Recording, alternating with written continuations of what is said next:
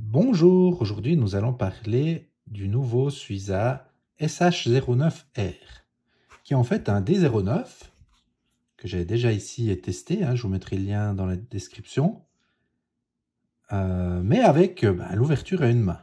Alors il est en tout point identique, il n'a que 2 grammes de différence, d'ailleurs le D09 est à 132 grammes et le SH09R, pardon, il est à 134 grammes. Donc 2 grammes pour avoir une lame ouverture à une main qui, à mon sens, en plus agréable à utiliser, parce que un petit peu plus épaisse. Enfin voilà, faites un peu différemment. Surtout sur le bout, c'est un peu plus épais. Enfin là, faut pas réfléchir. Celui à ouverture à une main, il est bien mieux pour moi. Enfin, on va vous présenter les outils. Donc cette fameuse ouverture à une main, le petit poinçon ici. Le truc qu'on oublie tout le temps de présenter sur les Suiza, mais qui est assez intelligent, c'est donc ici la petite pince qui est planquée. Voilà. Le tire-bouchon largement supérieur à ceux de Victorinox sur les standards, j'ai envie de dire. Parce qu'il y a une Street Plus, donc plus pratique. Il n'y a pas de miracle. Ensuite, on a ici l'ouvre-boîte qui aujourd'hui n'a plus grand sens. Pour moi, j'aurais préféré avoir le Tic Tool là, vraiment. Ensuite, le décapsuleur avec le tournevis au bout. Qu'est-ce qu'on a encore de beau là-dessus? On a la paire de ciseaux Suiza particulière. C'est clair que ça remplace bien un couteau de bureau, ça, il n'y a aucun doute. Pour le reste, je suis toujours un petit peu divisé, mais en tout cas, ça coupe super.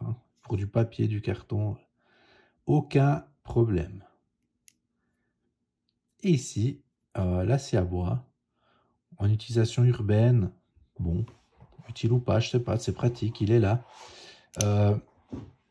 Faut bien comprendre une chose, c'est que Suiza, c'est plutôt, en tout cas à mon sens, des couteaux urbains, des couteaux de poche urbains.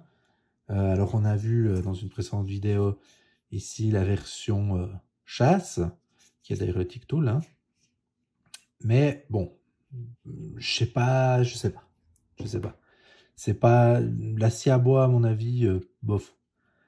Ce qui serait top, mais qui n'existe pas encore, c'est d'avoir un SH07 Tic Tool. Ça, ce serait mon rêve.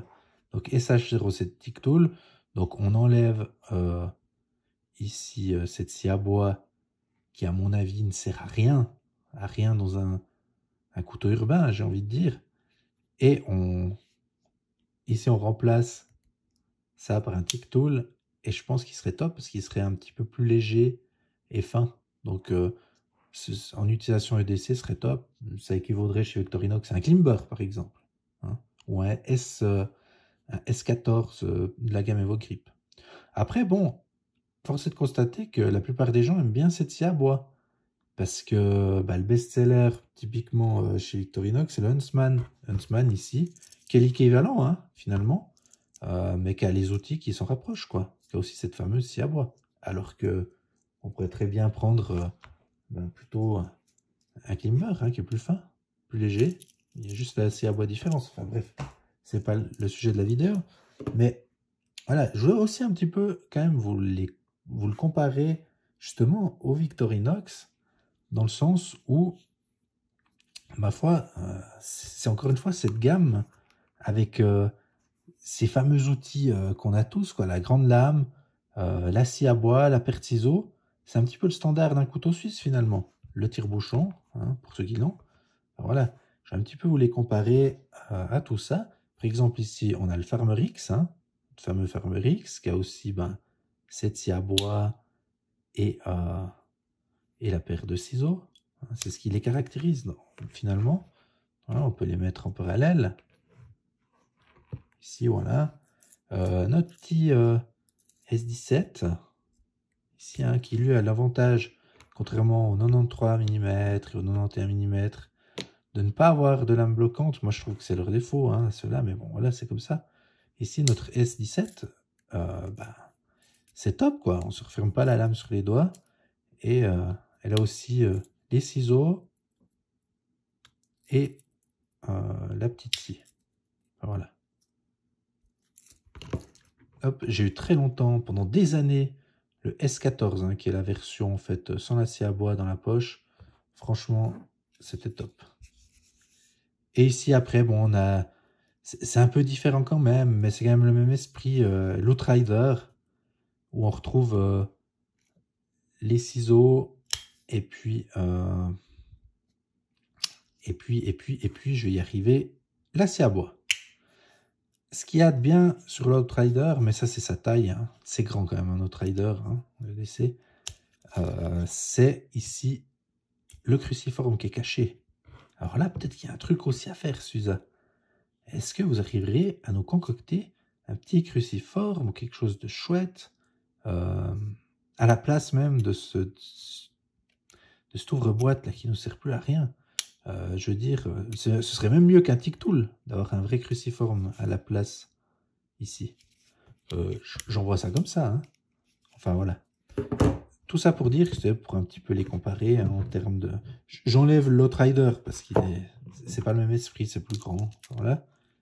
Mais ici, on voit comme ça un petit peu la différence aussi entre les quatre.